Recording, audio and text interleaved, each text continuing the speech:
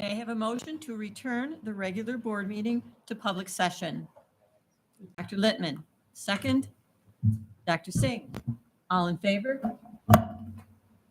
Motion carried. I call the regular board meeting to order. All board members are present except Mr. Bulin. Dr. Littman, would you please lead us in the Pledge of Allegiance to the flag? I pledge allegiance to the flag of the United States of America and to the republic for which it stands, one nation, under God, indivisible, with liberty and justice for all.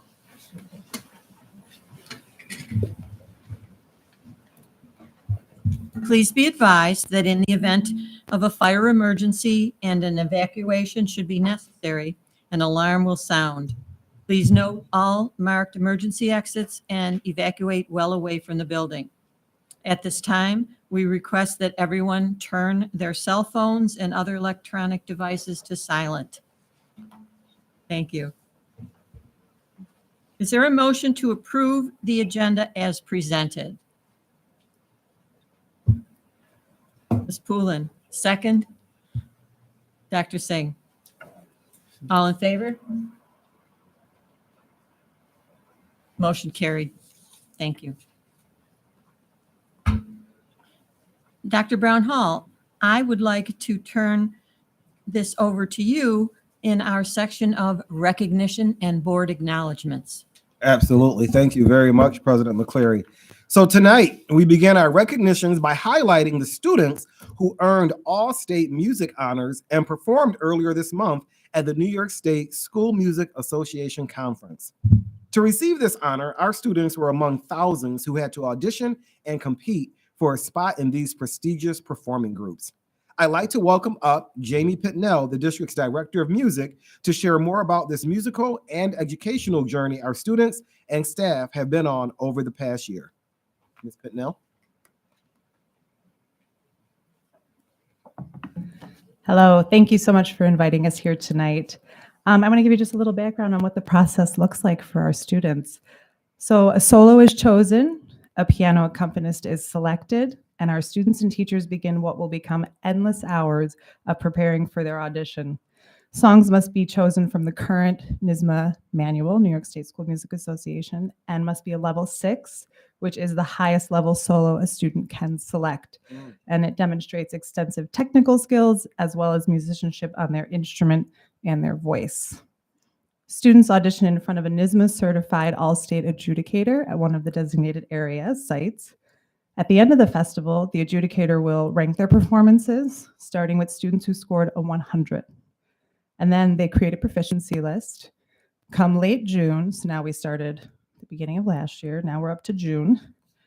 The selection committee comes together, made up of NYSSMA members from all 15 zones in the state, and they'll start a statewide list for each instrument and voice part. Based on several criteria, final selections are made as the top student performers in New York State anxiously wait for that letter that comes in the mail. This year, 19 students from Williamsville, representing all 3 high schools, were selected to perform in the all-state band, orchestra, and chorus. They embarked on a rigorous 3-day experience in Rochester just a couple weeks ago, and they spent many hours in rehearsals, as you'll hear some of them talk about in our video, and completed the weekend with a performance at the Eastman Theater in Rochester.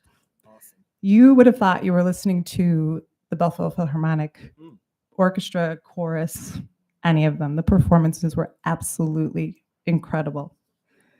I'm beyond proud of our students, of their hard work and the dedication that goes into even just preparing to do a solo audition, aside from preparing the music to be in these performing ensembles.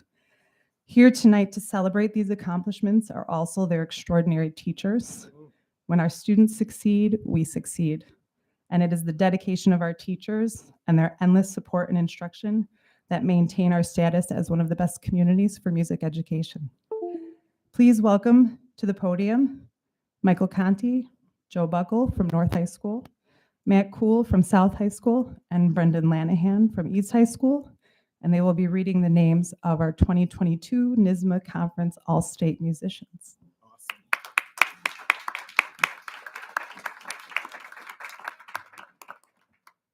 Good evening. It's lovely to see you all. My name is Brendan Lanahan. Williamsville East High School is incredibly proud of, in the symphonic band, we had Caitlin Lee.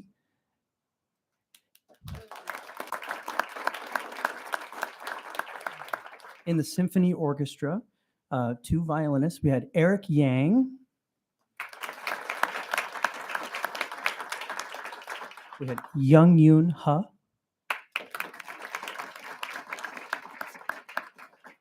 And one of our great cellists, Danielle Guo.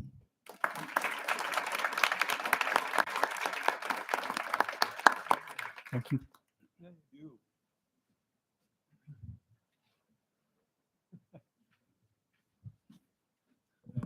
Good evening. I'm Matt Cool, representing South High School.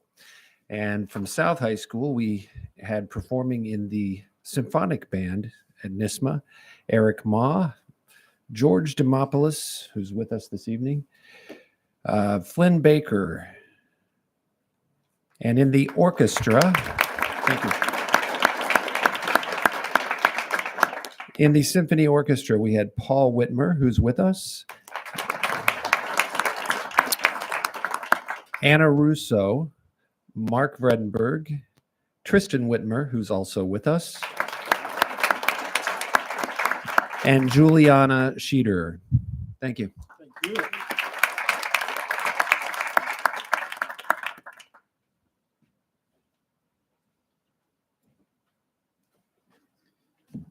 Good evening, Dr. Brownhall, Dr. Balin, and school board members. My name is Joe Buckle, and I'm on the music staff at Williamsville North. I'm joined tonight by my colleague and music team member, Michael Conti. We are here tonight to recognize our 7 North music students who were selected to the NISMA Winter Conference All-State Music Ensembles. Our students are Wisdom Akanyele, mixed chorus, Caroline Brown, symphonic band, Jalen Dalton, mixed chorus, William Deinzer, symphony orchestra, Rebecca Lucia, mixed chorus, Natalia Stojkovic, mixed chorus, and Molly Murphy, symphony orchestra.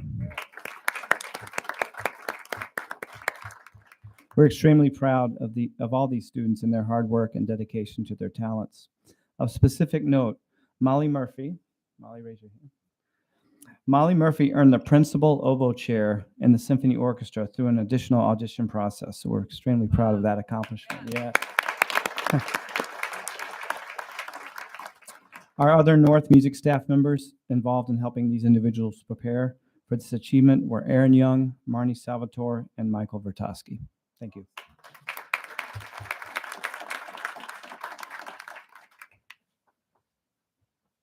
And now we just have a district spotlight video to highlight the process a little bit more for you. Please enjoy.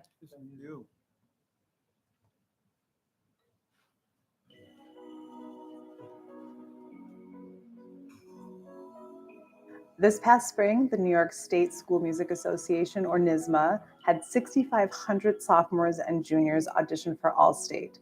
900 were selected, and 19 students from Williamsville, representing Williamsville North, Williamsville South, and Williamsville East high schools, were selected as Conference All-State performing group participants. I was jumping for joy. Like, my mom and I were just like screaming in our house. I was like, I can't believe I got in.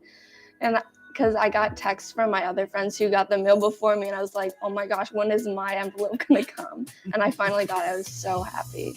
The moment I found out that I got into the chorus, I was like overjoyed with how excited I was to just be a part of something like so big and full of people who are passionate about music the same way I am.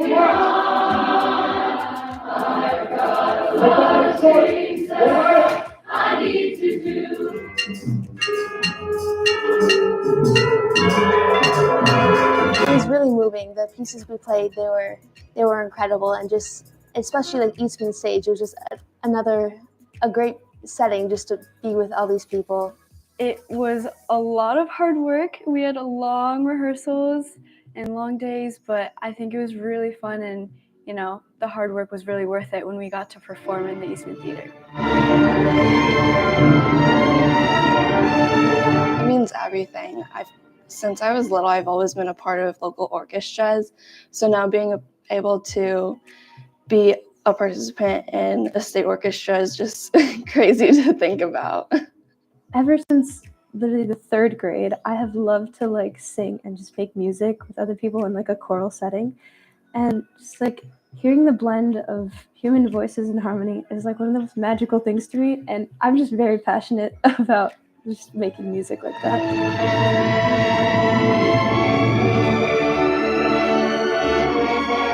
Music and arts education affects, all your areas of your life, and you learn a lot of life lessons that you can apply to all areas of your life.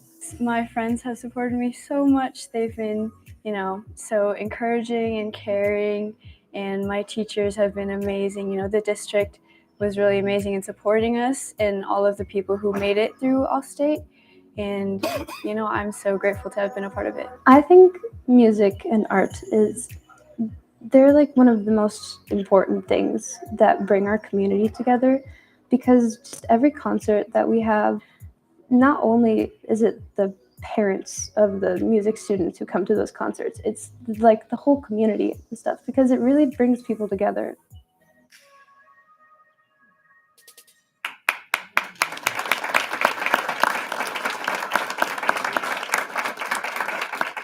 How awesome. She said the blend of the music and the harmonies. I love that. Very nice. Very nice. I also know how important it is for all of the work that goes on outside of school too. So I do want to, applaud the parents also that remind students every day to practice your craft. So parents, thank you very much for the hard work that you put in.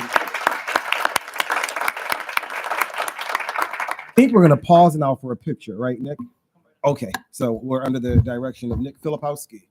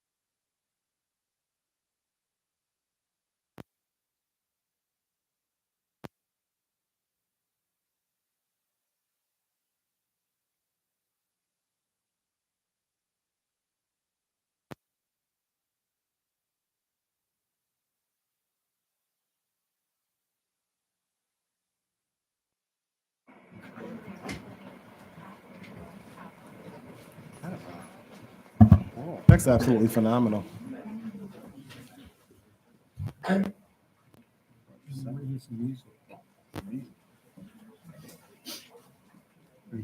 As we continue, tonight's school spotlight focuses on Casey Middle School, a four-legged friend and the incredible bonds made on a daily basis.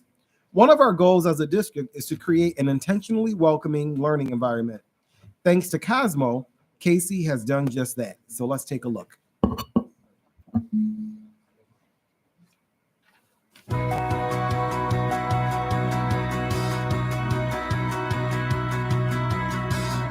Cosmo is a therapy dog who's been here at Casey with us since the beginning of 2021. And his mission is to spread joy, positivity, and love. He greets kids in the morning and they converge on him. For me, it's even a very cool experience to just watch the interactions that happen between kids and adults while they're petting the dog. It adds to the excitement that they want to feel when they're here. Cosmo is part of the Casey community here, and he has a tangible effect on our kids that you can see day in and day out. Having a therapy dog like Cosmo is a great option for our building for the students and staff who want to visit with him and have that burst of energy and that joy and then carry that on throughout their day, it's outstanding. He's like the type of person or dog, I should say, that would always be like by your side inside your like stressful times and moments. All of your stress will just like disappear. I came here and he actually made me feel better. It's just nice to have a dog at a school and bring happiness to the school. I love you. Even the simplest of interactions can be very, very powerful. You can really make someone aware of their feelings and expand on what that does for them. You can see it on their face. And I say things like, carry that with you, keep that going. See if you can spread that around and share that. Not only are they feeling better, but then they're feeling and acting better toward their peers. They're engaging more with their teachers and in their classes. They're trying harder because they've had a positive spot in their day. And that has tangible benefits for all kids and adults at Casey. He relieves stress a lot because, you're coming from a class that could be difficult, or you're just having like a hard day and you go to pet him and it's like everything melts away. First day I was scared because I never touched a dog or like play with dogs before. But then when I saw him, like he's so cute and now I love him so much. Some kids will say, I feel like I'm a part of Casey because he's here and I get to connect with him. I hear things like this all the time from students. And when I do, I know Cosmo has done his job.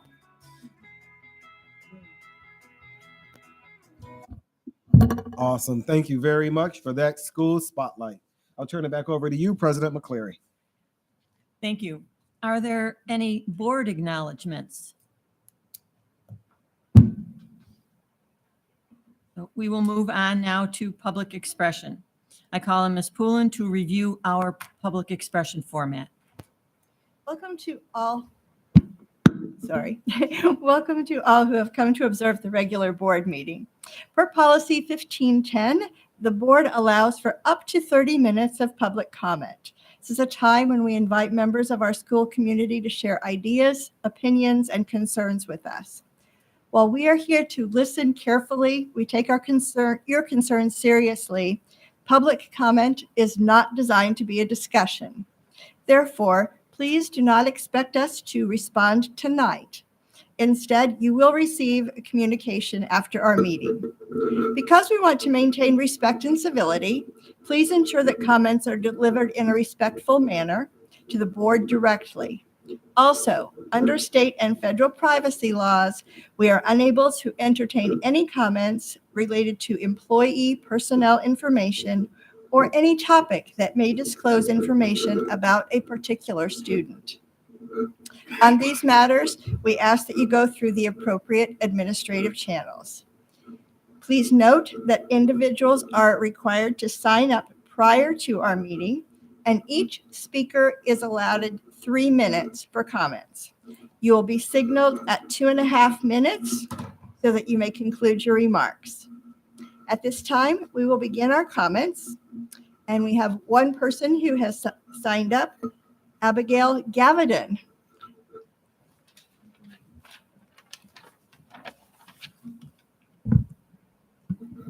Please introduce yourself. All right. Well, I don't go by Abigail. I go by Blue, which is my preferred name. So, Thank you. Yes. My name is Blue Gavidan, and I'm here to speak on behalf of all queer students in our community. As of 2020, 1 out of 3 queer Americans face discrimination.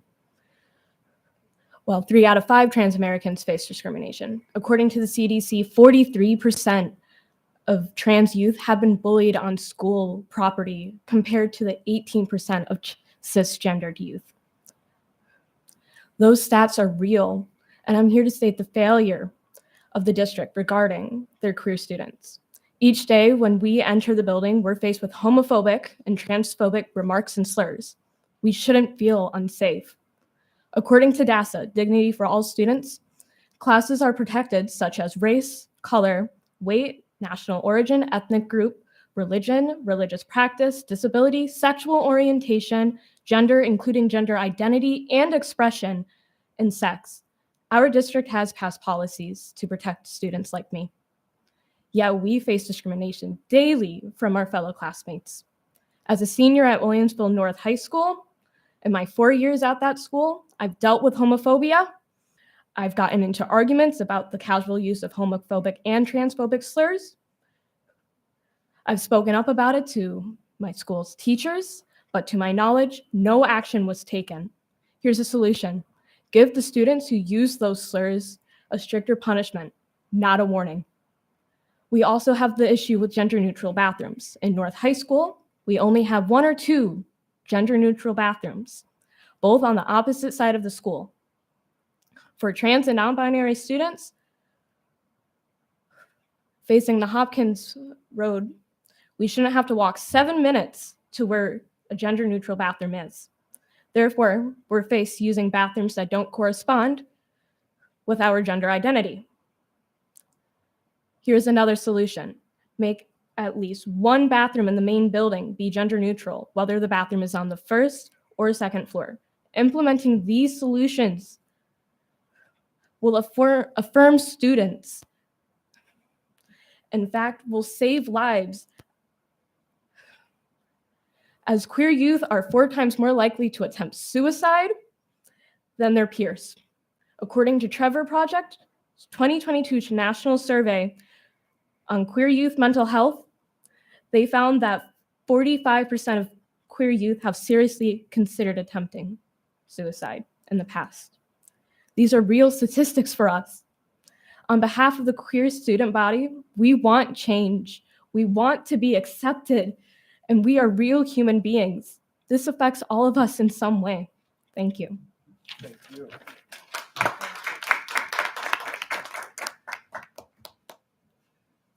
Thank you for your comments, Blue. And that concludes our open forum for tonight. Again, thank you. At this time, I will turn it over to Dr. Brown Hall to talk about enrollment projections and the impact on open enrollment. Absolutely. Thank you very much, Dr. McCleary. So we are very fortunate tonight to have Dr. Steve Grossman here. Dr. Grossman is part of the RED group, and annually they prepare our enrollment projections report. So we will have that report now, and I know this year there was new information added. So we look forward to seeing that. The actual documents are in board docs, and I'll first turn it over to Assistant Superintendent Scanzuzo for any opening remarks. Yeah, I'd just like to take this opportunity. This annual presentation has been conducted by the RED group and Dr. Grossman. Really want to thank him for the added work and communication that we've had starting in the summer, covering topics such as local sprawl and developments that have been taking place in the Williamsville Central School District, the potential impact that those growths and those developments will have on our projection enrollment for our school district and our individual schools. So with that, I will turn it over to Dr. Grossman for his presentation. Thank you. It's really a pleasure to be here after the last 3 years. I really enjoy coming to this meeting and seeing the presentations of students and so on. It's been great. Get me off that screen. Okay. This is our annual enrollment projections report. Of course, you have in your packet is a very thorough treatment of it, and I hope you, if you've had a chance to look at it, if you have any questions, I'd be happy to answer them. Okay, so we always look at pretty much the same things each year: changes in kindergarten class size, the current enrollment, migration, the number of resident school children in parochial home schools and charter schools, and the number of students in out-of-district programs or incarcerated, high school leavers, and residential development. And you've seen this year after year, but for the benefit of those who have not seen this presentation before, I repeat that. And of course, the asterisks mark the key factors, because some of the things tend to stay the same year after year, or numbers so small that they're not significant. Okay. Now, this year is a little different because we're going to talk about some things I've never talked about before. We're going to talk about COVID impact. We're going to talk about residential development, which we haven't talked about before, even though it's factored in. It's always factored in. Birth rates and kindergarten trends we always talk about, and we'll go to assumptions. We'll look then at K-12, elementary, middle, high schools, and then kind of wrap it all up, put it in a bow, put a bow around it. Okay, COVID impact is something that began in late, I don't know why there's two lates there, but it was very late in 2019. And what happened there was we did the report in November, and the pandemic hit in 2020, early in the year. And of course, we couldn't foresee the effect that was going to have in our projections. So we were off by about 3%. That, and the following year, we were down about 3% in the number of students. And the reasons for that, after analyzing it, was that it disrupted the real estate market, of course, and it caused about 160 students, as near as we could tell, to transfer to either homeschool, parents that were concerned about the pandemic, didn't want their students in the classes or didn't want them working on the computers.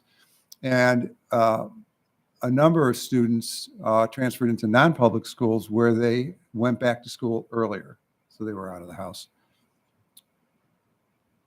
Since then, what we've noticed is that effect has stabilized and isn't as important as it was yet. But interestingly, the number of students who remain in the non-public and homeschooling have remained about the same as post-pandemic. Now, Dr. Brownhall asked me to talk a little bit about the migration. What does that mean? And migration, the way we use it in this, is the net effect of students moving in and out of the district. So in-migration only means that more students moved in than moved out. And in a district like Williamsville, it's fairly stable. I remember working in the North Country at APW, Altmar Parish, Williamstown. They would turn over in their elementary school a third of the students every year. They ended up with the same number of students in the school. And because of the many, many factors, third of the students would leave and a third would come in. And this was at a time when people were beginning to measure school quality by standardized tests. And said, how can we control for that? You know, how can we be judged on that? But I don't want to drag this out. So what we've noticed here is that this district has continually experienced in-migration, more students moving in than moving out across K-12 over the years we've been doing this. And one of the concerns was decreasing enrollments, but because of small classes moving in, large classes graduating, and we found that it was mitigated, not eliminated, but mitigated by that phenomena. Now, we talked about residential developments this year because there's been a resurgence of development. And I did do a study of the town plan. I called the town, I've worked with the town since I started this, but they suggested I look at the minutes that are now online of all of their planning meetings. And then you look at that and you can see what proposals are presented for what kind of development and approved. And using that and the addresses of those developments and the schools that currently serve those addresses, we were able to estimate if those things came online, because you propose it, 5 years later, you still haven't finished it. You still haven't, things aren't for sale. But over the next 5 years, since I went back about 4 years and kept moving forward, it seems to me that those developments are going to create the effect of in-migration, assuming families move in and have the average number of students in the household. and it won't significantly affect the trends that we've seen. But I also sprinkled in some kind of science and an art. I sprinkled in some numbers, some kids in the schools that are most affected to see what effect that would have on the projections. So that's a long way to get there. But the most likely schools to be, and I say significant, it's not terribly significant, but statistically significant, would be Dodge, Maple West, Hyman, Casey, because most of the development is in that general catchment area where there's room for development. Okay. All right. So of course we always look at our kindergarten projections in terms of the birth rates in the district. And those of you who have been here and seen these reports know, but for those who might not be familiar with what effect that has, the birth rates in this district, because they're not all the same. Sometimes they look like this. They look, the lines cross. In this district, the birth rates are always between 10 and 15% below the entering kindergarten 5 years after. So it doesn't give you the number, but it gives you the trend. So whenever you see, and there's some outliers here and there, but whenever you see things going down in the birth rate, 5 years later, you'll see more likely than not, you'll see the kindergarten enrollments go down, which makes sense.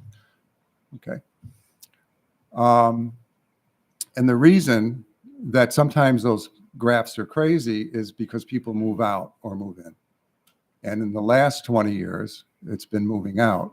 When communities around here where you've had factories close, where you've had a small school district, 1,200 students, the factory closes. Not too long after that, they're at 900 students. So, things like that. Okay, then we have to have underlying assumptions. Kindergartens will be smaller than 12th grade.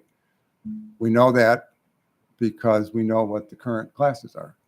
And migration will offset some attrition. We're still assuming that. That housing turnover and new residential development will increase. Of course, as soon as the ink dried on that, they raised the mortgage rates. But we still think there's going to be turnover. There's a significant population over 65 in the community. People are going to move out. Families will move in. Apartments are going up. And that the other factors will stay stable, which means they won't affect the projections. So the current graph is, you can see 800, my eyes aren't that good, but 800 plus in the graduating class, 600, around 700 in the entering kindergarten. So there's your attrition, but it's not nearly as marked as it has been in the past. So you can see that line, that those bar graphs are starting to level out. So I think some time ago I said, we're coming in for a landing, we're leveling out, and we're going to, the glide path will probably start back up again. Okay, so let me check my notes here. Now, the graph is not meant to be read. It just gives you an idea. You have it in your report. In the last 5 years, we've had about a over 300 student decrease in the total enrollment, and that's starting to level out. So next 5 years, flat.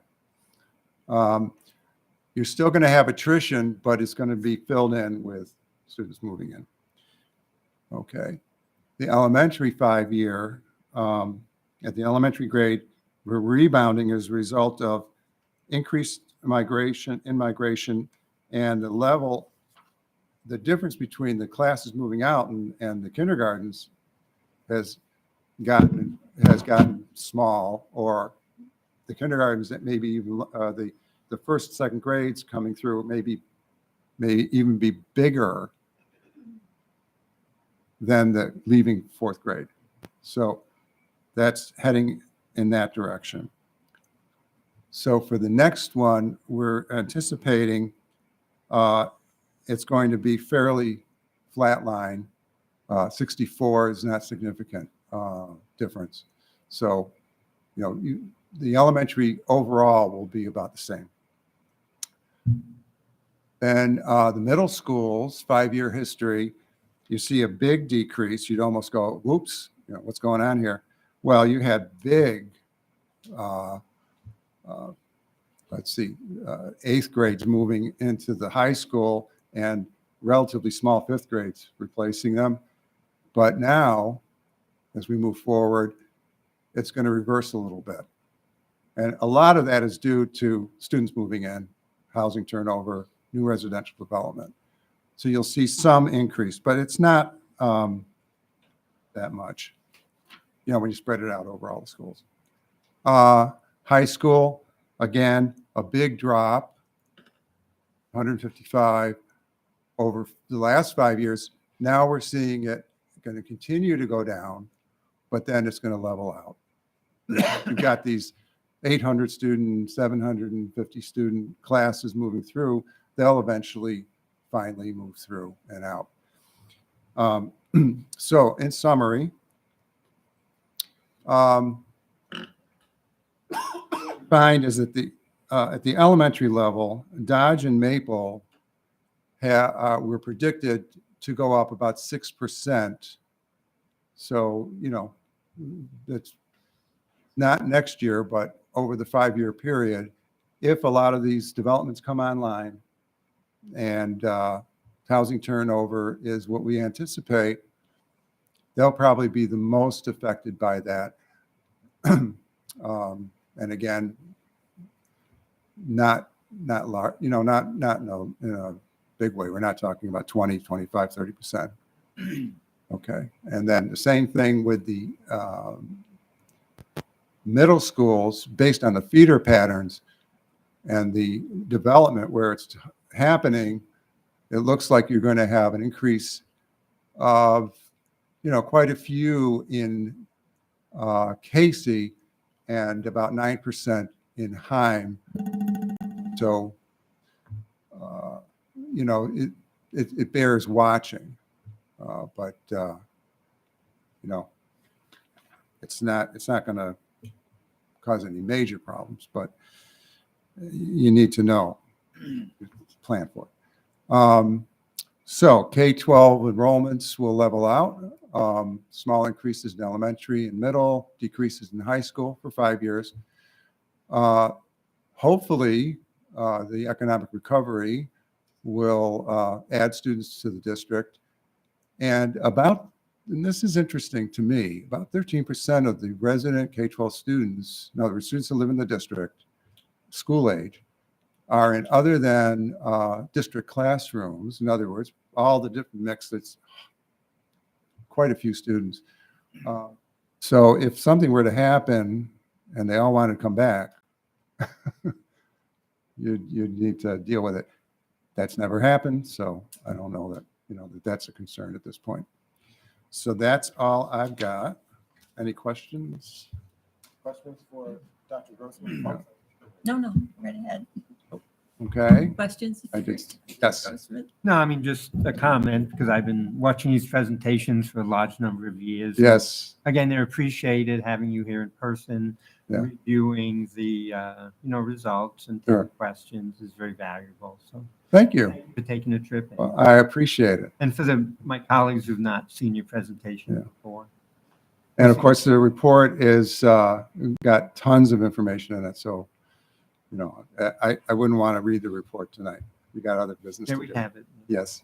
Thank you. Leather Barrel. Thank you, sir. I know one of the things we asked you to look at this year was the residential builds going on. So you shared a little bit about how you got the information, basically looking at Yes. the town board minutes. And can you just refresh my memory? Are you saying it is substantial or it isn't substantial? I think the level of potential is on an annualized basis over the next 5 years is going to help mitigate a little bit more than in the past the difference between the classes entering and the classes leaving. I don't see it substantially affecting the capacity of the schools because, you know, when we first started this, as you remember, the schools had many, many more kids in them than they do now. So, Okay, thank you, because that is something we hear from the parents, specifically at the elementary schools. You know, they see, I mean, I see it too, right? You're driving, you're dropping your kid off at school, you see the right. the development taking place. Sure. And it causes a little bit of worry when, you know, I'm thinking specifically of like fifth grades, third and fourth, maybe Mhm. even fifth and sixth, where we have a higher number of students from recommended class sizes. And so I know that does cause a little bit of worry among Sure. parents about Yeah. how Yeah. it's going to affect my child. Yeah, it's very, very hard to predict exactly, but we know that, or we're hoping that there will be about the same or a few more students in the buildings, you know, in the next, you know, continuously for the next 5 years. I think the stability of this district is not characteristic of what you see around the state, where they have to close buildings and, you know, that type of thing. You've been very fortunate that this development has taken place and houses have been sold and people are moving into the district with youngsters, because the birth rate is really low compared to what it might have been 20 years ago or 15 years ago. So, yeah. Anyone else on this side have questions? Thank you. Thank you. Over here? Anybody? Well, again, thank you, Dr. Gross. No. All set. Thank you very much, Dr. Grossman. Thank you. Thank you for the opportunity once again. We are now on item number 5. May I have a motion to approve the consent agenda items, please? Ms. Kazmarek, Merrick, Bogner. Second? Ms. Leatherbarrow. Any discussion? All in favor? Motion carried. Thank you. On behalf of the Board of Education, congratulations and welcome Dana Floriano, Executive Director of Human Resources. Ms. Floriano, would you like to step up to the podium and say a few words? Isn't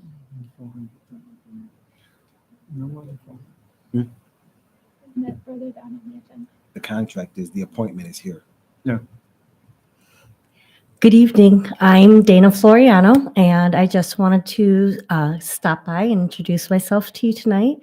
I wanted to let you know that I very much look forward to working with each and every one of you to support all of the students and the families in the Williamsville School District as they move forward with all of their academic excellence. I come from the Buffalo Public Schools, where I have been working in human resources for almost 12 years. And I just really look forward to working, like I said, with each and every one of you going forward.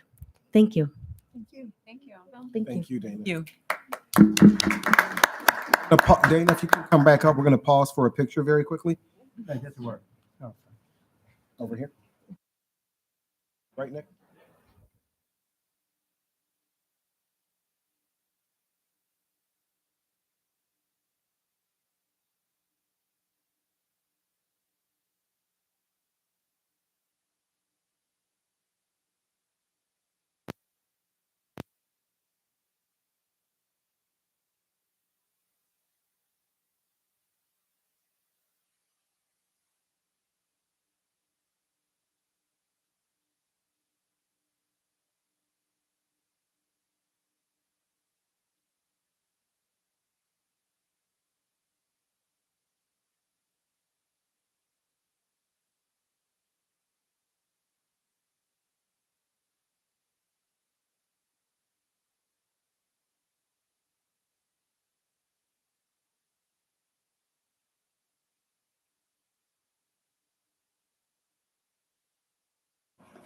Now I'd like to thank the following retirees for their service to the district. William Furman, laborer, I'm Elementary, for 31 years of service. Martin Geiser, laborer, East High School, for 14 years of service. And Suzanne Keene, occupational therapy assistant, district-wide, for 27 years of service. Congratulations to all those retirees.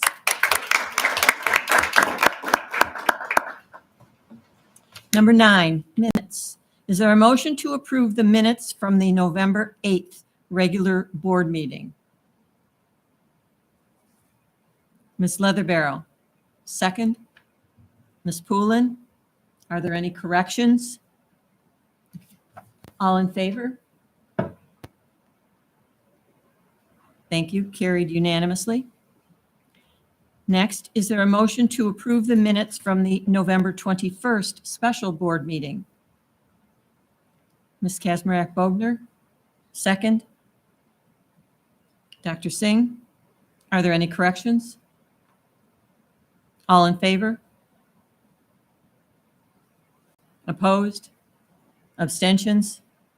Thank you. Motion carries 701. Under the President's report, the upcoming and prior events are listed in board docs. The community forum will be held on March 28th after the budget work session at Casey Middle in the library. The approximate time of the forum, 7:30, 7:45, 8 o'clock, when the budget work session is concluded. The board retreat will be scheduled for April 13th from 6 to 9 p.m. Are there any board members not able to attend this day and time? Thank you. The next school building visit will be on January 23rd. We have 3 board members attending, Ms. Kazmarek Bogner, Ms. Poulin, and Ms. Bleckinger. Is anyone else able to attend? You can add me as a maybe. Thank you. I still have to check something. Next, board members Kazmarek, Bogner, and Singh will continue the review of the non-instructional Business Operations Policy 5000 series on Thursday, December 15th at 2:30 at District Office.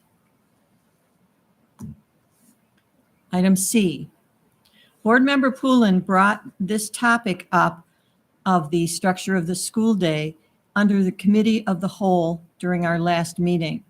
Ms. Poulin, would you like to now discuss this topic? Certainly. It has come to my attention in a variety of ways through community forum last year, through interactions with students and other comments from people that that our high school students are feeling an exorbitant amount of stress. We've done a lot of things to put pieces in place to help build them up. And I think those are all wonderful pieces of that. But I would really like us as a school district to be very proactive and to look at our structure of our schools to see what is it about high school that is contributing to the stress of our students. And are there things as a school district that we can address in how we put together our school day that helps students to not have the amount of stress that they seem to have now, whether that's in coordination with homework policies, if that's I know that a start time issue has been brought up many times, and that's a big question. So this is really a very big question, a big picture question that I'm bringing up, and it's not something that I'm expecting to solve in a month or two, but it's a very big picture for us to look at. One of the things that has also come up is that some of our students are electing not to take a lunchtime so that they can take a 9th or 10th class because they feel the need to be so involved with their academics, and that also contributes to their stress level. So I think some of the things that we may unintentionally be aiding and abetting is providing students with not being able to develop a healthy lifestyle. And that has to be a part of what we want for our students. We're not looking at just academic excellence, but in well-rounded, healthy individuals. So those are the things that I have as concerns, that I have heard from students that are concerns, that I've heard from parents that are concerns. So I'd really like us to address that, whether that is through our wellness committee or if we need to establish a special group to research what are the best practices in high school academics and structures at this time. So, Does anyone have a comment?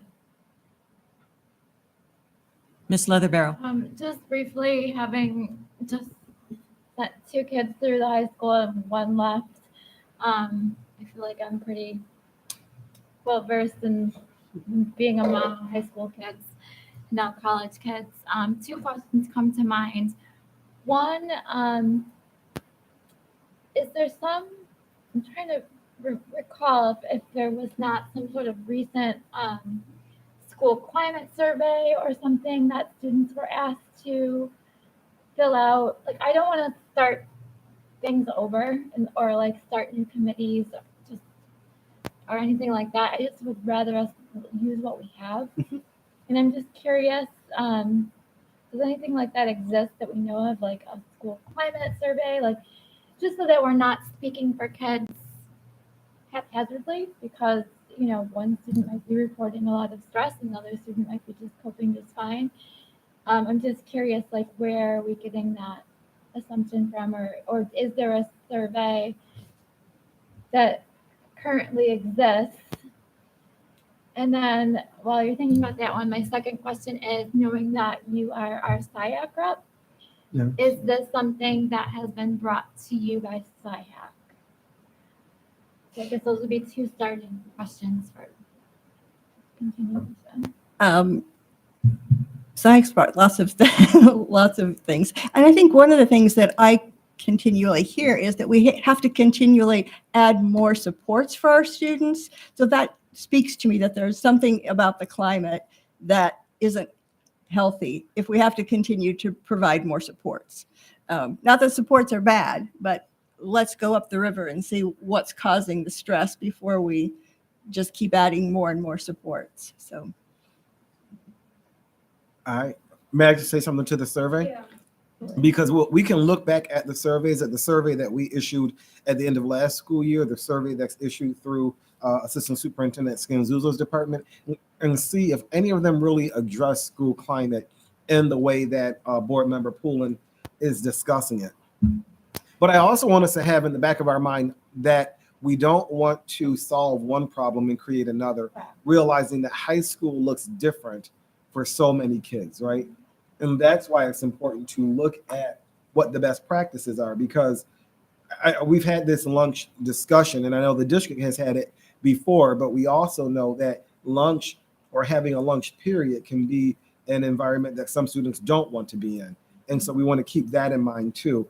But we also realize and know that when we attempt to try to impose what we think school should be or schooling should be for some of our students, it doesn't fit everyone. So looking at best practices to see if there are other options or opportunities for our kids might be something we can do. But to your point, it's not something that we're going to be able to do in a month or 2, maybe not even a year, but have continuous improvement. I believe Board Member Leatherbarrow brought that up several times. We're in the mode of continuous improvement. So it's something we can definitely look into to look at what best practices are and thinking outside the box, what some other school districts are doing across the country, not just regional. Exactly. And, because we've continually heard about from wellness, all the things that are going into support, but I just really want us to be proactive, and so that we don't need as much support would be a great thing for our students. And it's going to look different. And I can tell you, one of my children is graduating college on Friday. So, and that is a testament of being able to finish a whole semester early because of the enrichment opportunities that are available here in Williamsville. Stress is going to follow you wherever you are. It doesn't disappear when you're in college. In fact, I found that being a mom of college students, they need me even more than they did when they were in high school. I do feel though that I want to be very mindful of the words that we're choosing because I want to be protective and supportive of our high schools and the work that is being done. I think a tremendous amount of work is done on our students' behalf. There's a lot of opportunities. With opportunities come choices. And a lot of choices do come back to the students and the parents. So often you hear about course load or homework, but then you look at what the child has chosen to take. And sometimes that can be remedied by just different choices that they're choosing to take.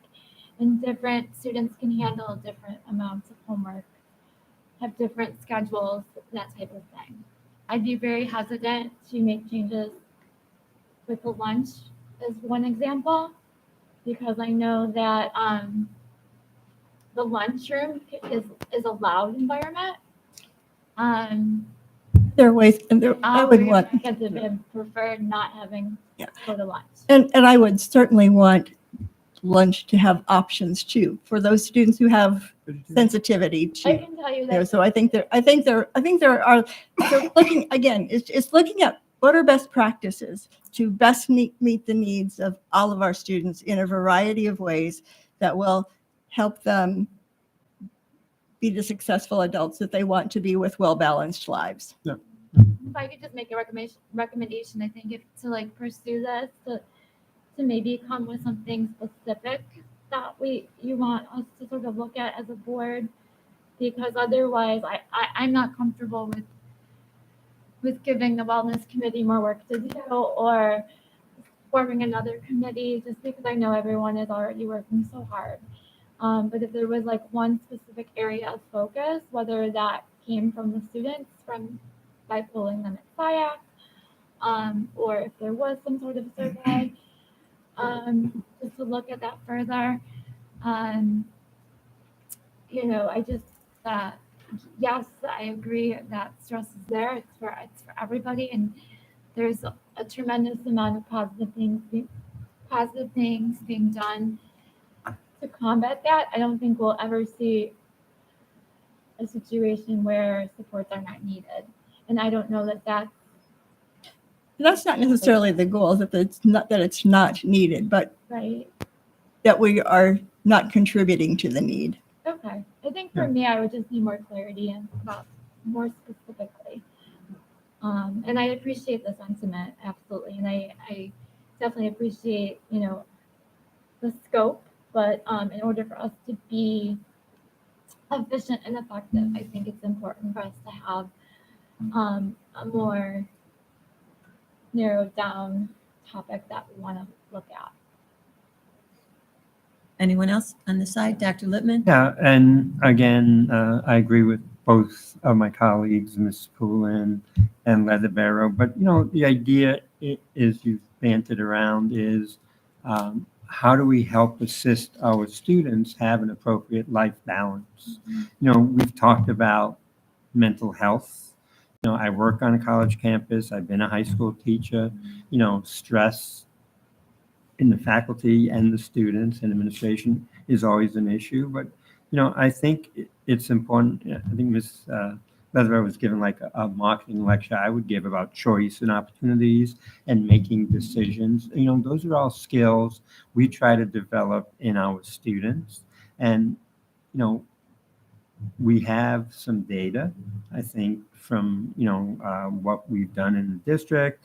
You have the Inter-High Council where you have meetings with the students who could bring their issues forward. And the issue really is to say, okay, what are the major problems we need to face to help our students succeed, and then work on those. I mean, to say every student needs to follow a certain schedule, every student needs to do anything. And that's not where I'm going to apply. I know, but you know, when you think about just the title of this saying, okay, structure of the school day, it's like, all I can think of is you come to school at a certain time, and if you're a high school student, too early, and then you go through the day, and then, you know, when's lunch or when's a break, and those breaks do not happen. So it's just the whole idea of it's valuable, and then just coming up with a solution, and that's, you know, I would say we have groups of people who are looking at it, and somebody just needs to synthesize the data and especially listen to the students to see what works best for them. Dr. Singh? I agree with all the comments from Maureen and Michael and Teresa. I just had a question. Like, do we have data on how many students take more than 8 classes a day? We have data on the number of students and the classes they take, of course. Like, and I was just because it's fine if they don't want to take lunch, but I think having a free period gives them time to wind down and even focus better on the classes they're taking. It doesn't have to be lunch. It means But then, and so that's why, and we can wrap this up, right? Because I don't want to, right? Every storm runs out of rain. But we want to make sure we're focusing on having options for the students, right? So even with the free period, right? That might not be something every student needs or every student wants. A lot of students like the academic rigor throughout the day, and then they go home, they're able to handle the homework that they're giving. Every child is different. So I think what I hear Board Member Poulin saying is actually some of what Board Member Leatherbarrow said also. What are the best practices and what choices are we giving our students in the school day? So we're not mandating you must do this, you must have, right? But what are the choices? What's the structure of the day look like so that we're all aware of it? And then we know what options are available to our students. And then we, in turn, can let parents know. So they're having those informed conversations with their students and no one's operating on fragile knowledge. So I think that's what I'm hearing going forward. Anyone on this side? And I would just in conclusion, make the same request that's kind of been talked about before, that perhaps it could be on the SIAC agenda to at least get some specific thoughts. Thank you. On to letter D. Progress report on the board goals, implementations, and measures for 2022, 2023. I believe, yes, Mr. Filipowski is going to put those up on the board. The updates to the measures are in board docs. And I would just like to ask if anyone has any specific questions on any of the goals, which were thankfully prepared in terms of the midterm suggestions from Mrs. Leatherbarrow, Ms. Kazmarek-Bogner, Ms. Blackinger, and Dr. Singh. Thank you for this work. This is good. Yeah, so I don't know if you want to just flip through, or does anyone have any questions or comments on any of the things? They are in board docs and they are in your materials. No, I think just flipping through, that way if someone's watching the video, they can. Okay, Yeah. so we will just go through so that people watching the video could take a second to see what we're developing.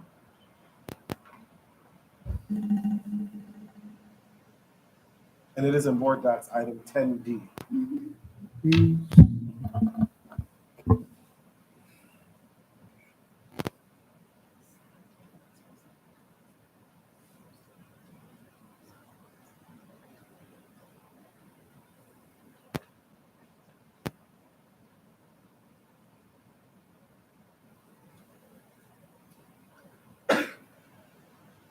Again, thank you for all of the input that we've been receiving. On to item number E, the Erie County Association of School Boards. The various ECASB upcoming events and meetings are listed in board docs.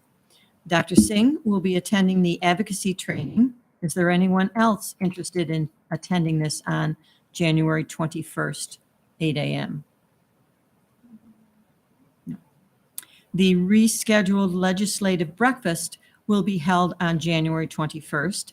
At this time, the attendees are Dr. Singh and Ms. Kazmarek Bogner. Is anyone else from the board interested in attending? I know I was originally scheduled, but with the new date, unfortunately, I don't think any of us can be in two places at once, at least. Speaking of that, is the advocacy training prior to? Yes. Okay. It starts with the advocacy and then kind of run, because it They'll be tends- really hungry by. it tends to be many people who are interested in both. Does anyone else have anything to report on ECASB? Thank you. F, the New York State School Boards Association. Upcoming events and meetings are listed in board docs. Dr. Singh and Ms. Poulin are interested in participating in the micro-learning course offering through NYSBA. Is anyone else from the board interested? And Ms. Carey will facilitate the registrations. Does anyone else have anything to report related to NYSBA? Item 11. At this point, I will turn it over to Dr. Brown Hall for his superintendent's report. Thank you very much, President McCleary. And I will get through this without coughing, I hope. Thank you very much. So, community update, December 13th, 2022. Restorative educational practices. So one of the goals we have this year is to have a speaker series. So there are important topics we want to make sure we're sharing with our community and our parents and our caregivers. And the first topic is the restorative educational practices. So that speaker series, which was rescheduled from the November storm, will be held this Thursday, December 15th from 6 to 7:30 p.m. at High Middle School. So Linda Ruwe, who is our Director of Professional Learning, is facilitating this event, and she'll be discussing basic principles, implementation, and building relationships. So again, that's this Thursday, December 15th, 6 o'clock, High Middle School. District rebranding.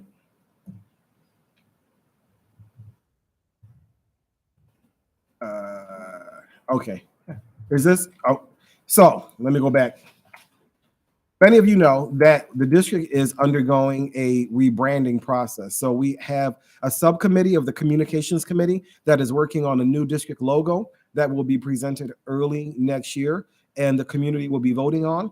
We are also, the communications committee is working on a new district website. So there will be ease of use of our district website, new graphics, and that, along with updated mission and belief statements, will lead to a total rebranding of the district effective July 1, 2023.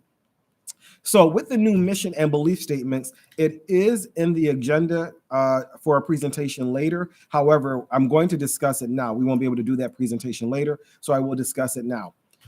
What the smaller committee did, so the smaller committee of the mission and belief statements was a subset of the strategic planning committee. So I want to thank board member Kazmarek Bogner for sitting on that subcommittee also. We looked at what our district mission was, and we wanted to make sure that it was simpler, but still contain the essence of what our district mission statement is and have it aligned to the strategic plan. So the district mission statement. The Williamsville Central School District is committed to empowering all students to develop their unique potential to contribute as citizens and leaders in a diverse global community. It's simpler, it's crisp, and it's to the point of what we are really here for. Our belief statements underwent the same type of review. So we looked at our belief statements and we wanted to make sure that everything we discussed in the strategic plan and everything that we're using in our action steps to move our district forward are reflected in some way in our district belief statements. So we reduced the number of belief statements, combined a few, but we made sure the essence was still there. So students are our highest priority. That is our first belief statement. All members of our diverse school community are valued and respected. Strong partnership among schools, families, and community support student learning and well-being. Students learn best in a safe and welcoming environment in which they feel they belong. All students deserve equitable access to engaging instructional and curricular opportunities to support their success. Strong social emotional competencies support learning and success in our global society. Growth and excellence in different forms should be encouraged, supported, and celebrated. And learning is a continuous, lifelong process. After today, the mission and belief statements will be on our website. They will have a 30-day comment period for community feedback that may be included in the final versions of the mission statement and belief statements. Any feedback that we receive by way of email to contact@williamsvillek12.org, we will have another meeting of the mission and belief statement subcommittee to analyze that feedback and to see what, if anything, needs to be changed in our mission and our belief statements. The final mission and belief statements will be brought before the board at the February 7th, 2023 meeting for final approval and adoption. So all community members will receive a letter about this tomorrow, and the directions on how to provide feedback will be in that letter too.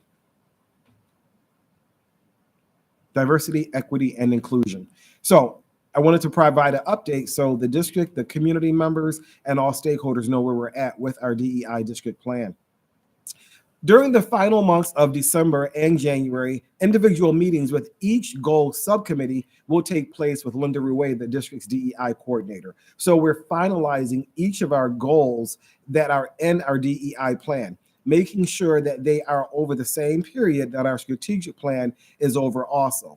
The final district-wide DEI meeting will take place in January. I believe we're going to finalize the date of January 24th. A final draft of the district's DEI plan will be submitted to the Board of Education and the community on February 7th, and then a 30-day comment period will commence for the DEI plan. And then we'll have a meeting after that to gather all the feedback and then evaluate that feedback to see if there are any changes or enhancements we can make to the DEI plan. Again, the DEI plan will be our district-wide DEI plan. From there, we will look at our goal activities and our action plans that support what our goals are in our DEI plan. Parent involvement. So the district is seeking parents to join the following committees, and this was brought up at the Board of Education meeting a few times before. So we're seeking parents to join our Wellness, Nutrition, and Fitness Committee, our Technology Committee, and our district-wide school safety team. So if there is additional parental involvement, we want to make our teams more robust with parental feedback or caregiver feedback. If you're interested in joining any of these committees, please send an email to Lisa Dane at ldane@williamsvillek12.org. So that is something I know board members have been asking about to increase parental voice. We're on a real push to increase student voice, but we also want to have increased parental voice on these committees also. It is Universal Human Rights Month. So this month, we're recognizing and honoring the accomplishments and contributions of individuals during Universal Human Rights Month. We shared video projects on Malala and Eleanor Roosevelt, and this week we'll share a video highlighting Bayard Rustin, who is a civil rights activist. So we want to make sure we're continuing to do that as part of really celebrating everyone that contributes to our world and our district and community. Winter recess. Last day of classes before the winter recess is Friday, December 23rd, 2022. That is a full day of classes. I know there was some question around it, and we've gotten calls and emails, but Friday, December 23rd is a full day of classes. So winter recess and no classes the week of December 26th all the way to January 2nd. Classes resume on Tuesday, January 3rd. But just so everyone hears me again, there is school on Friday, December 23rd. All day, all day. All day. All day. There we go. And that's the end of the community update. Thank you very much. Any comments or questions from the board? Such as the last day for school. The last full day, yes. Last full day. Full day. Thank you. Item D, under approve resolution determining open enrollment schools. May I have a motion to approve agenda item 11D, the resolution determining open enrollment schools at Dodge Elementary, Forest Elementary, Casey Middle, Heim Middle, East High School, North High School, and South High School as presented. Motion? I make a motion, but just to make you aware, you didn't cover B and C, I believe. And I can go back to those. Okay. Yep. So 11, B and C. I'm sorry, that's my fault. No, it's mine. I finished the community update, and yes. So 11, B and C, those are the 2022-2023 staffing and class size reports. I am very, very pleased to say that we are within our guidelines for our classes, and we will be always monitoring that. I want to thank Dr. McKenna's office for preparing those reports, and thanks to the schools for reporting. So we are being mindful in our adherence to the class size guidelines. Also, staffing projections for the 2023-2024 school year. If you go to the last page of the staffing projections, you will see there is an anticipated need of 2 additional FTEs at the elementary level, a reduction of 1 teacher FTE at the middle school level, and an increase of 1 FTE teacher at the high school level. That is the final summary once we're looking at all of the class sizes. And that all gets flushed out when we actually evaluate student requests for classes and things of that nature. So those reports are in Board Docs for everyone to see, and they are very robust. So I want to thank Dr. McKenna and the HR department for assembling those reports. Again, any questions or comments? Move on to, may I have a motion to approve agenda item 11D on the schools that I just stated? Ms. Kazmarek Bogner, second. Dr. Singh. Any discussion? All in favor? Dr. Oh. Leatherbar has a question. I'm sorry. Please go I ahead. just want to say I had raised some questions Yes. regarding the recommendation for Dodge, but also looking at it a little bit of Forest as well, just looking at how next year it is expected to go up, but as long as yeah, I guess I'm basically taking your word about it, that there is space for, and that we, I guess I worry about us running out of room and not being able to house the special education classes. I want to make sure that there's always room there in those buildings. And I realize that sometimes that's why those schools are designated for open enrollment, because you might want to send a sibling there if a child already goes there. But I just want to, I just looking at the open enrollment, it does make me a little bit nervous about it, but I'm still willing to vote in favor of that as long as it does seem to have the caveat that you can change it if needed. Absolutely. We will definitely keep an eye on that. I know that was a concern, but we will definitely keep an eye on that because we do have the space at Dodge, and we will keep an eye on the class sizes through the class size report also. Okay. All right, thank you.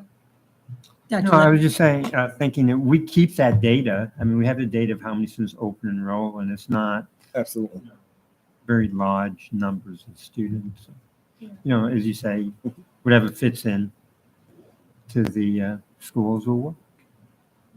Any other questions or comments? Ms. Poulin? The only other comment I would have is that I was pleased to see how many of our class sections are under our guidelines. So that does speak to allowing us options for open enrollment as well as increasing our enrollment down the road, that we have space. So that's a good thing. Anyone else? So all in favor of the motion? Thank you. Motion carries unanimously. We are now on to E, the first reading of policy updates. Is there a motion for the first reading of the policy updates? There are new policies, 3520, extraordinary circumstances, 6571, remote working, and 7151, remote instruction. Then updates to policies 1510, regular board meetings and rules, 5110, budget planning and development, 5130, budget adoption, removal, retire policies. 5150, contingency budget, updates to policies. 5230, acceptance of gifts, grants, and bequests to the district. 5515, reserve funds, and 5672, information and security breach and notification as presented. Someone? I'm sorry, Ms. Kazmarek Bogner, second. Ms. Blackinger? All in favor? Any discussion? I'm sorry. Kazmarek Bogner. Yes, thank you. Just two small things. For policy 1510, there's a new sentence in there, and I believe it should read parliamentary procedures, not parliamentarian procedures.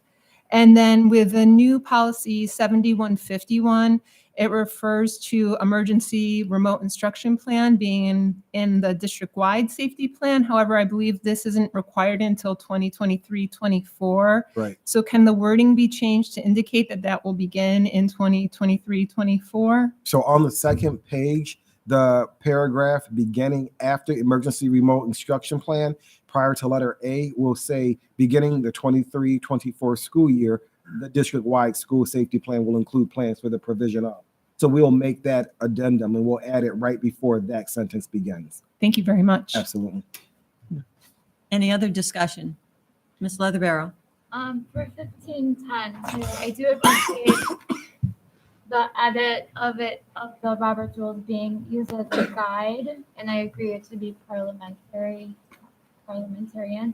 But I'm also wondering if we should add, in addition to the Robert's Rules being used as a guide, that the NISBA parliamentary motions should also be used as a guide. Like, I just think maybe they should both be in there together. Absolutely. Because Good the point. NISBA parliamentary motions guide is a little bit more concise. Robert's Rules sort of, it's very in-depth, and a lot of the pieces of Robert's Rules don't necessarily apply to school board service. To get a little handy dandy book. So that might just be consideration to add, this is the first reading, correct? Correct. All right, so maybe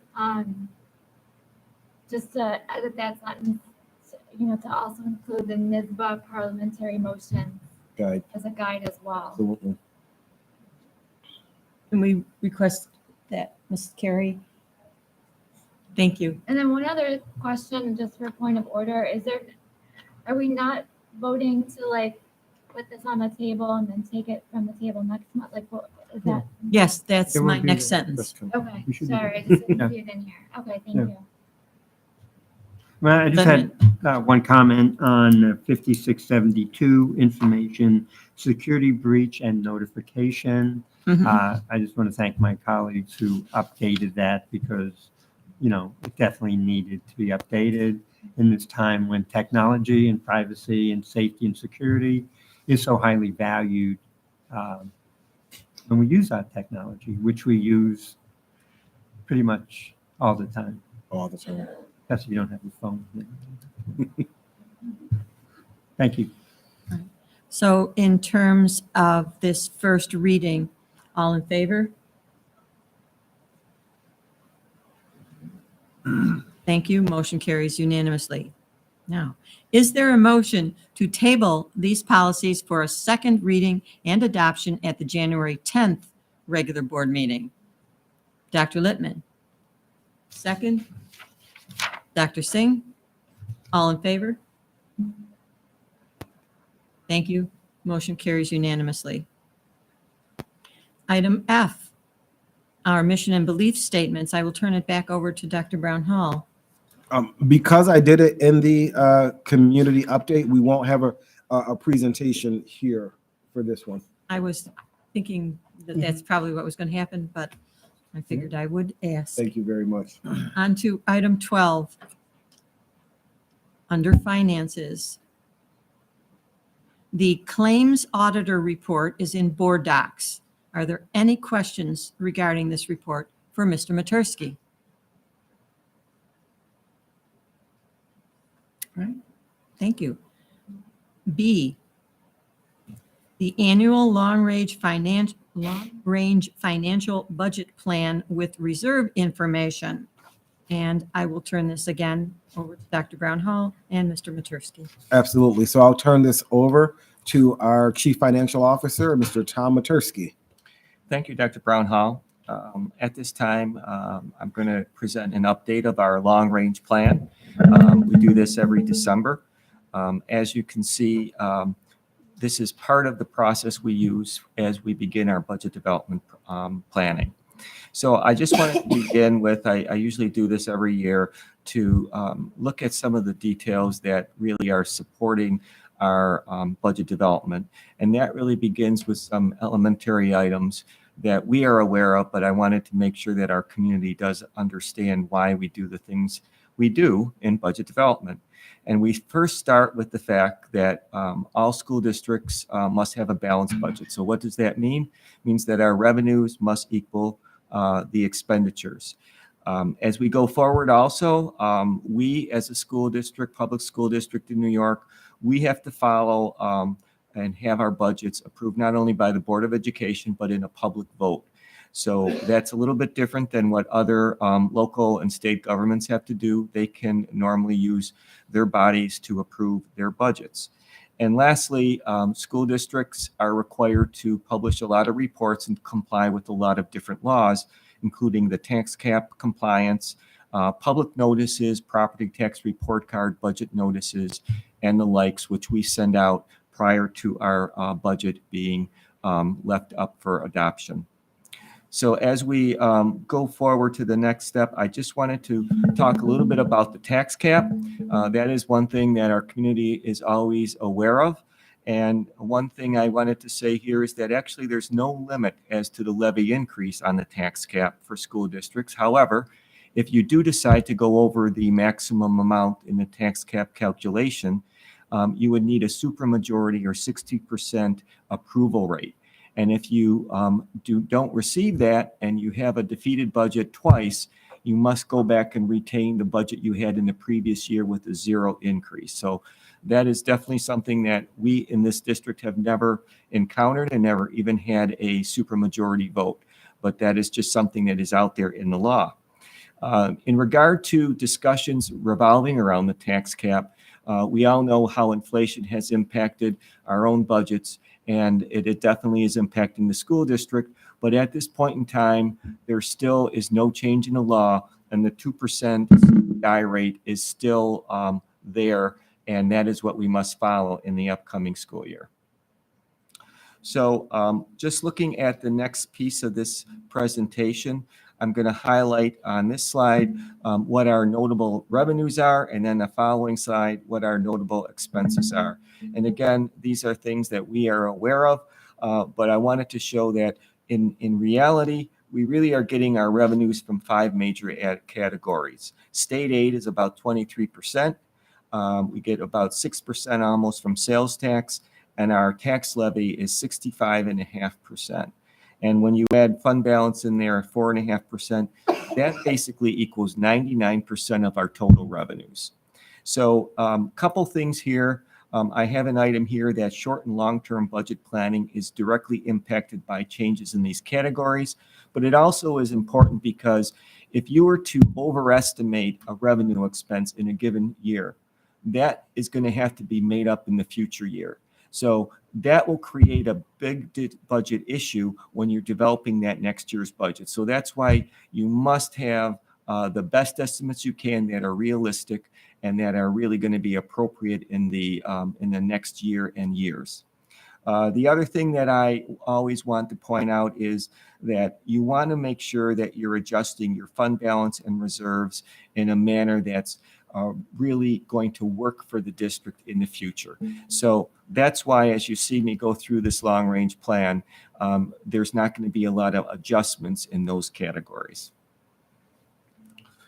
On the expenditure side, what you're seeing again are 2 major categories, actually, salaries and benefits. And that's representing about 76% of our budget. The other areas that I put down here are pretty much minor, but I wanted to bring them out because we haven't normally seen expenditures in those areas, but with what's happening in around us with inflation and the costs in these areas, we are going to see expenses increasing in the next budget year and possibly in the future years, depending on what is going on in those areas. Salaries and benefits, as I said, they're continuing to be our largest expenditure, and we're going to have to be concentrating on that and understanding how we're going to balance those increases out. And as I just mentioned, inflation is impacting these other areas. So every year I show you this, and the intent is not to try and read these numbers. If you want to read these numbers, they are in the detailed written report that's also attached. But really, there's 2 points here I want to address. The first point is that salaries as a percentage of the total budget has actually gone down over this 17-year period. The other point I want to show is that if you look at the benefit side, the trend that we had was they were decreasing as a percentage, but as you see in this current year, 22-23, it's gone up. And we're expecting that increase is going to go up again quite substantially, as a matter of fact, based upon really it's a little bit of the remnants of what COVID-19 has had on our health industry and some other factors that we are seeing within our district and with our staff who have been using the medical expenses. So this is a slide that I put together that is really the summary of what the dollar amounts were in the forecast. I'm going to be going over some of the input numbers after this, but the piece of this that I wanted to just share is to explain what these 2 pieces of this slide show. The first is that you can see that there's a revenue budget and there's an expense budget. And then the dollar amounts on the revenue budget increase, you can also see at the bottom part of this slide, which is the 5.6 million. When you look up above, you're seeing that the budget change is 5.6 million. The point here is that our revenues are always going to be driving the expense budget or our budget for a given year. And so what's happening is the budgets in the forecast the expenses are a little bit higher than our revenues. And as a result of that, you're seeing that there's a need for current year revenue reductions. So in order to make this be understandable from a perspective of what these reductions are every year, the first part where it says current year reductions total on the top, the line I'm looking at is 1,436,488. If you go across that, those are cumulated numbers. If you look down below where it says reductions in forecast year, those are the numbers that would be on an annual basis. So that's assuming that you've balanced the budget. If you've balanced the budget from the prior year, you do not need to have that cumulated increase. So as you can see, most of those numbers are really pretty reasonable when it comes to what a district like our size has had in the past and how we can handle it in the future.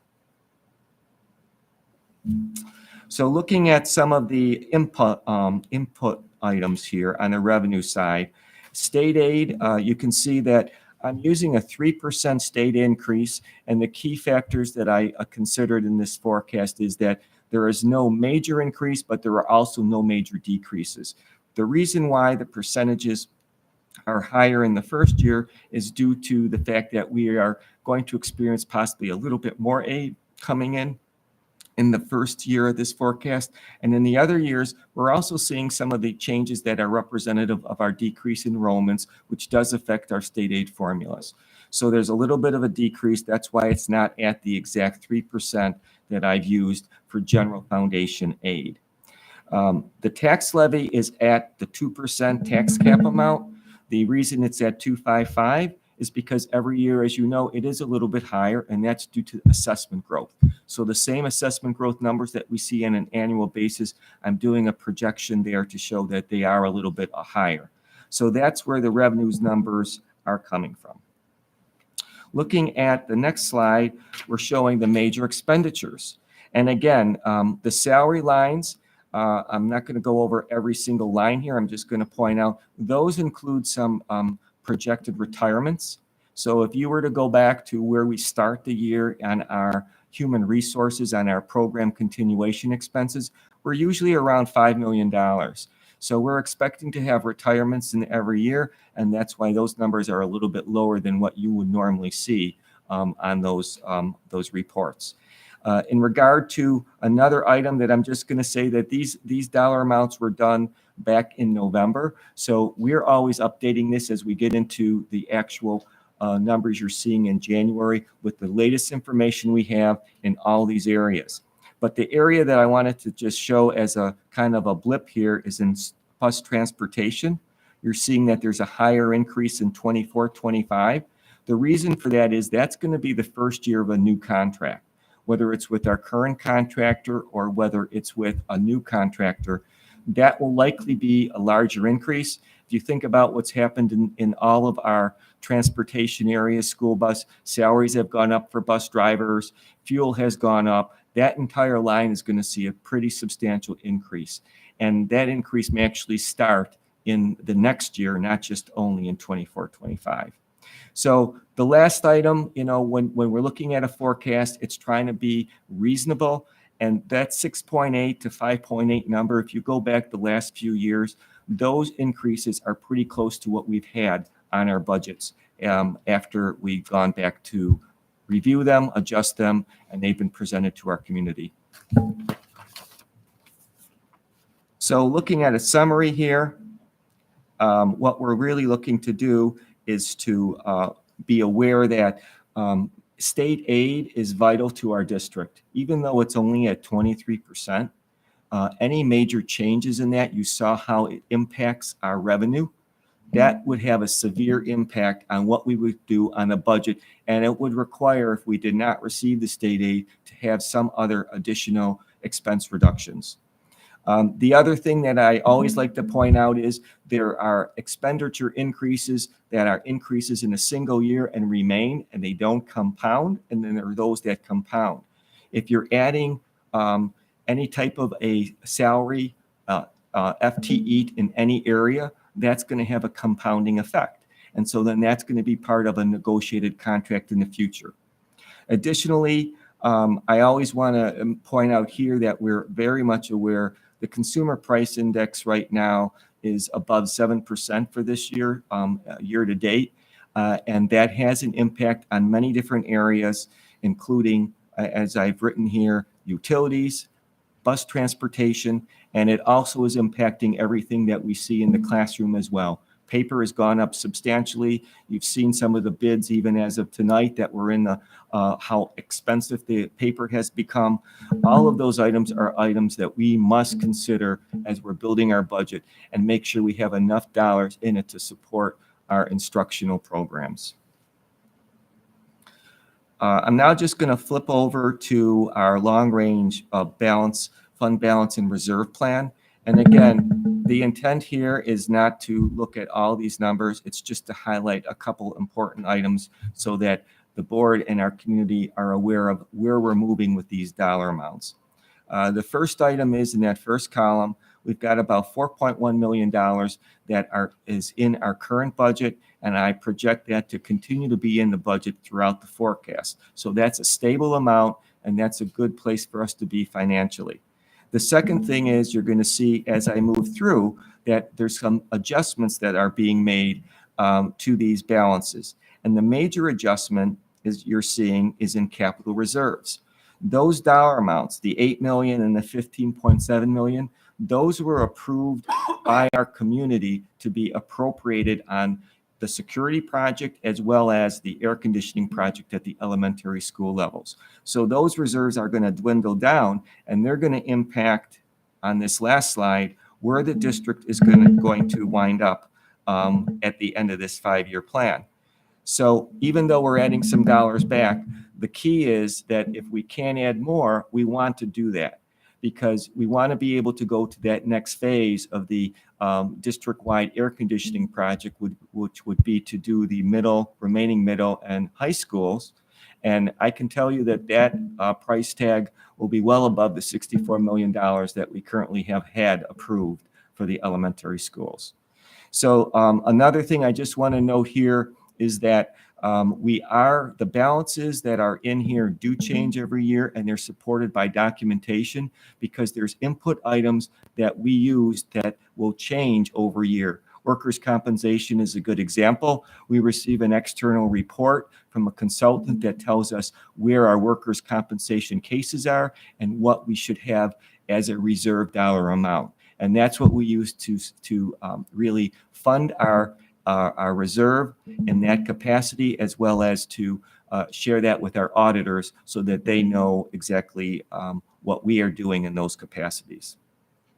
So looking at the long-range plan objectives, the key here is, of course, every year we want to have a stable revenue basically course for our district. We don't want to have fluctuations. We don't want to have had a situation where we have overestimated a revenue and now we have to make a major adjustment in it. So that makes for a stable budget and a stable long-range plan. We also, as I've mentioned at the very beginning, I do not at this time recommend us making any changes to the appropriated fund balance or reserves that would be in our budget or in future budgets. Lastly, we're looking at some of the self-funding reserves. I mentioned workers' compensation. We have unemployment, workers' compensation. Those are reserves that we actually have to pay our claims. So there isn't a way that we can use those reserves in a methodical method, and we actually do it in our current budget with workers' comp. And exactly what we do is we know that we're going to have about a $900,000 expense in a year, but we only budget about $300,000. So we're using that workers' comp reserve to help us through. But the key in doing that is that we don't deplete the workers' comp reserve over a course in time where we don't have the money and then it's not put back in the budget. So it's a balancing act that we monitor very carefully every year. And lastly, I mentioned already the need for us to consider the air conditioning, the capital project, and the future air conditioning project. So we have to keep that on, a really high-level plan to try and put more money in our reserve to be able to do that. And as the board knows, we approved new capital reserves last May. So we have the structural ability to do that. Now we have to try and have the financial capacity to fund that so that we can help support that project. So with that, the last piece here is just the timeline. And we're going to be doing a lot of things over the next several months, and it's going to really begin with our January report to you with an early look at what our program increases will be. We're also going to be, we're looking at our ESSER and our ARP and our Gear 2 programming and seeing how we can sustain the programs that we do wish to support going forward. So that will be all incorporated.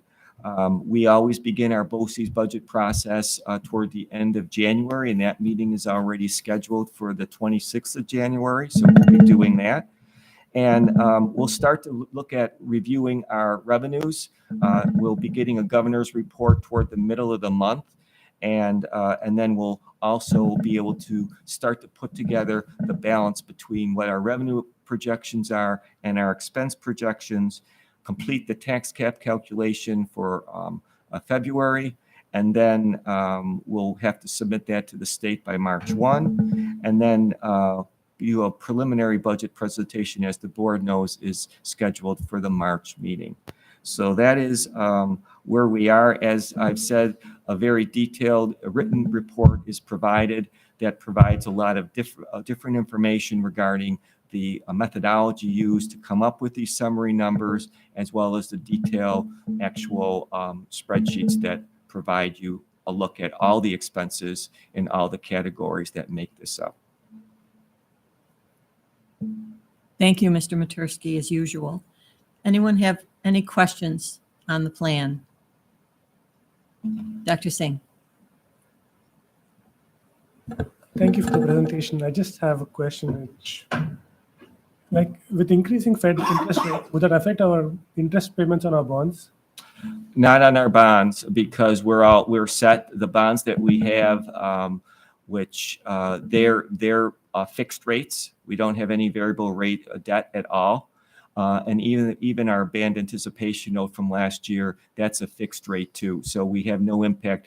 The first impact will be the next borrowing we do in June, which would be another bond anticipation note. And the capital reserves, we have it at 4 point some percentage, right?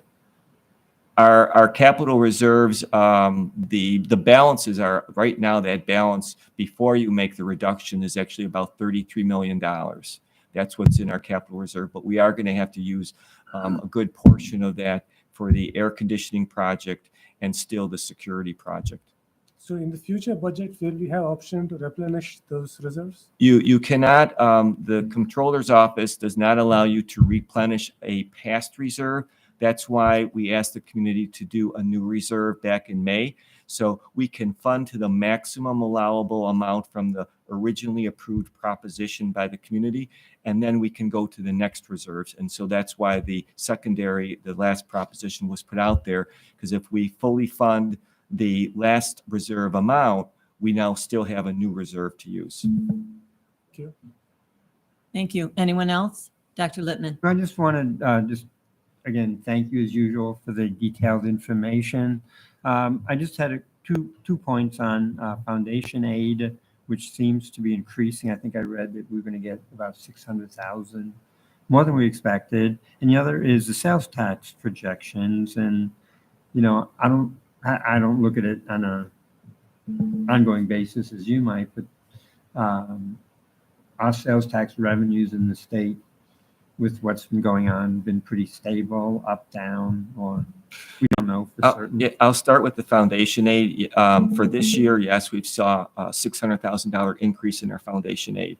So that is a good start for us for next year. Yes. So I think that's putting us in a good financial position before we get Governor Hochul's state budget and state aid. As far as sales tax, I tell you that right now we're trending at above our current year budget by a bit, which is good. Good. However, there's also the questions about, you know, how inflation is going to impact that.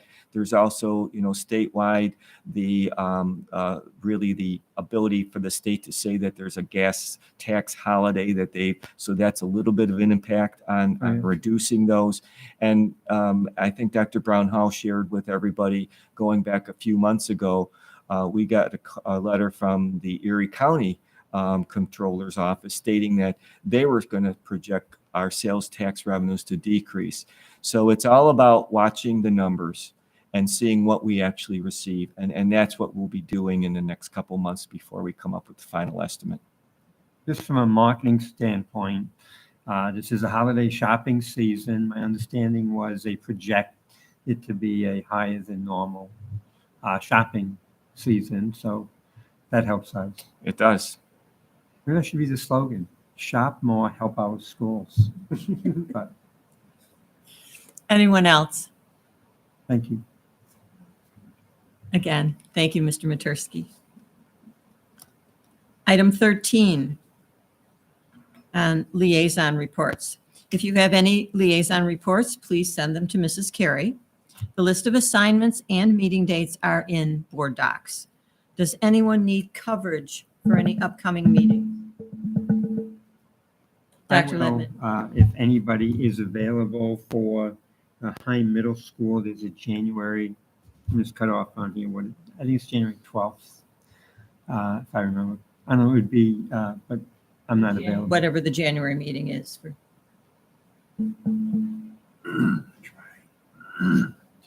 I think I will ask that once we confirm the date, people can answer through an email. But anyone else have any conflicts?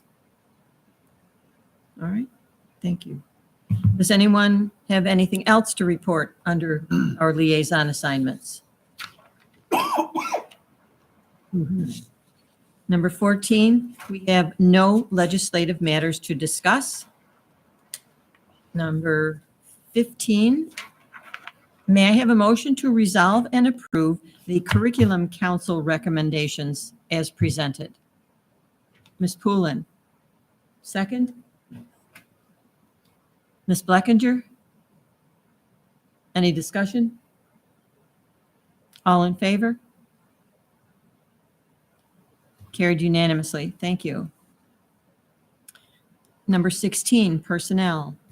May I have a motion to resolve and approve the contract of employment for Dana Floriano, Executive Director of Human Resources, as presented? Dr. Littman, second. Ms. Kazmarek Bogner. Any discussion? All in favor? Thank you. Motion carries unanimously. Number 17, the 2018 Music Capital Project final financial summary is listed. 16B. What did I do? 16B. Tenure. Tenure. Tenure appointments. Tenure. Can you review? It's not on the agenda. Oh, okay. Next meeting. Sorry, is that right there? No, but thank you. Ignore me. No, thank you for checking on something. 17, the 2018 Music Capital Project final financial statement summary is listed in board docs. Are there any questions regarding the financial summary for Mr. Matursky? I just wanted to thank Tom and Keith for their work for saving $2.49 million. That is 7% of the budget. Great job. Thank you. Yes, thank you very much. We have no matters to discuss under special needs and student activities. Number 19, does anyone have any items to discuss under committee of the whole? Ms. Kazmarek Bogner.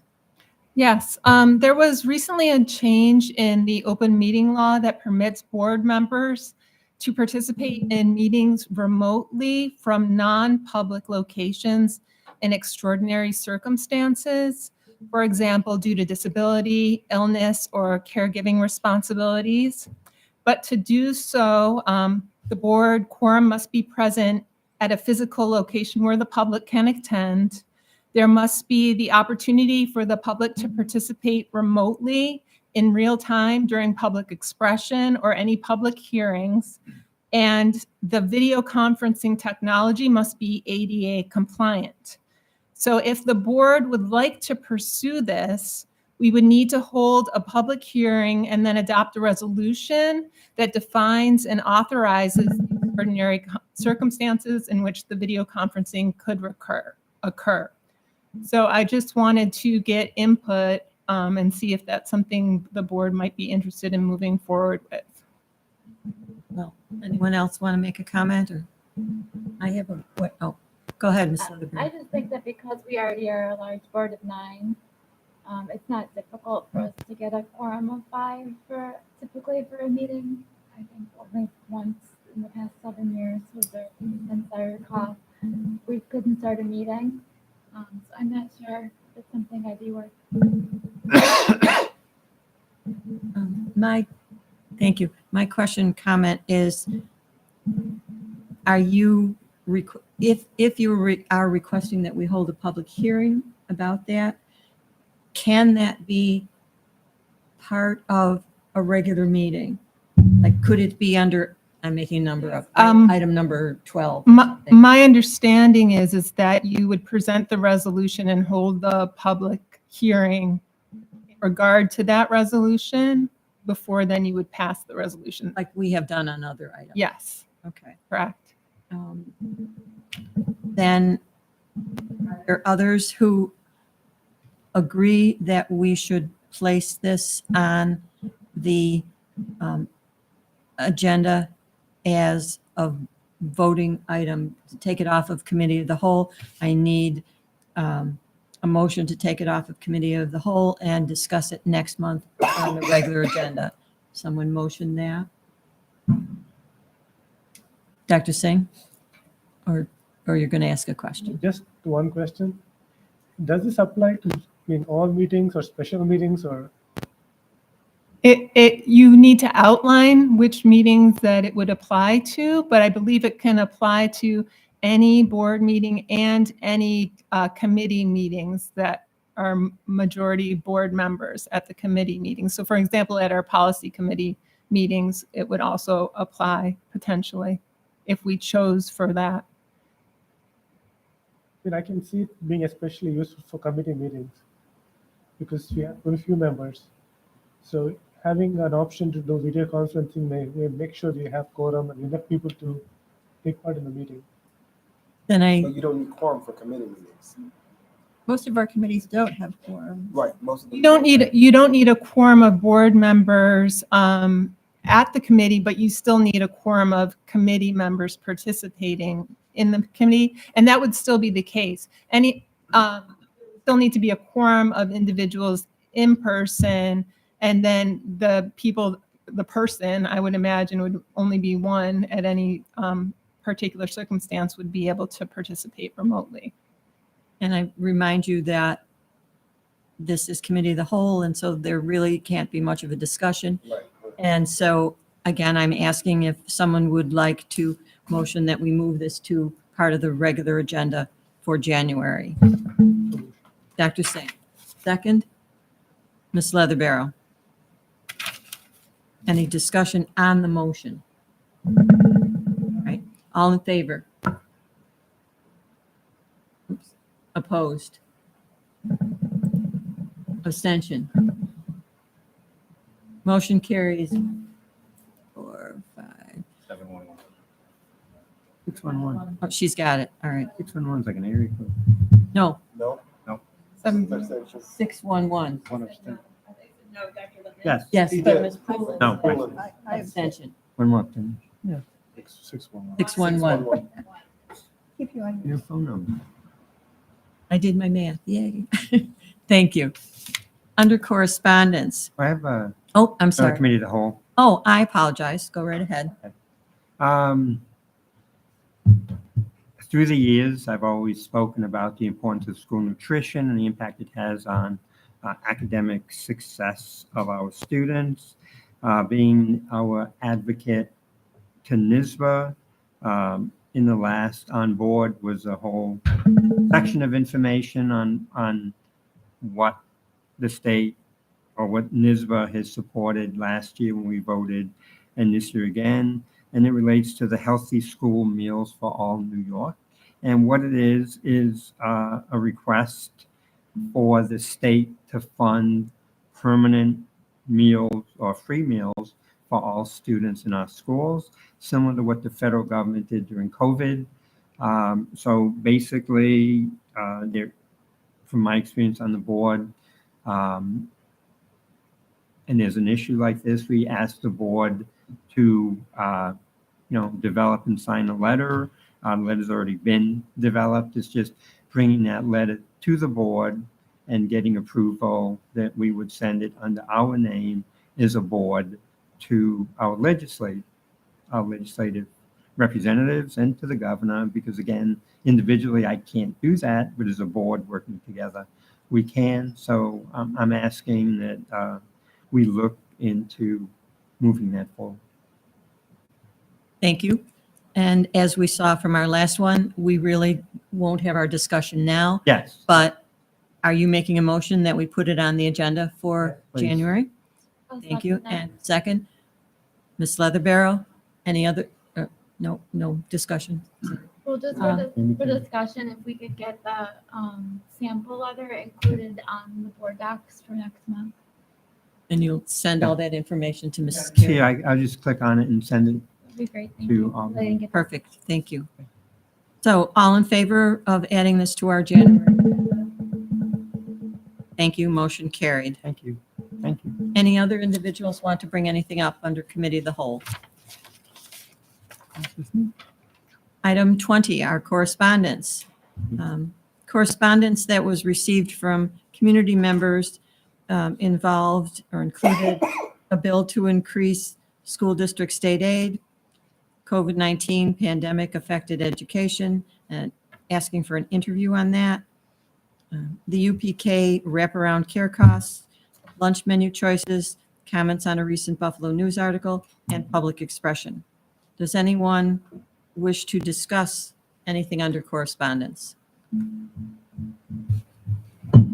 Yeah, just since the letter came to me in a discussion with somebody about lunch menus, and again, that was distributed to the board.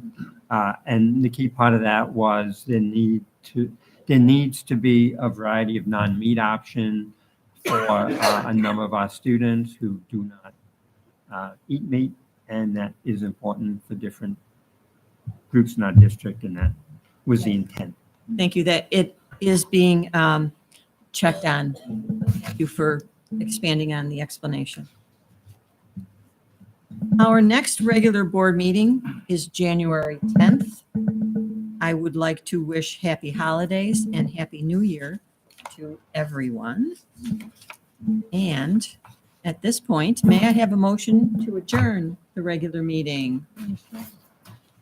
Dr. Singh, second. Ms. Leatherbarrel, any discussion?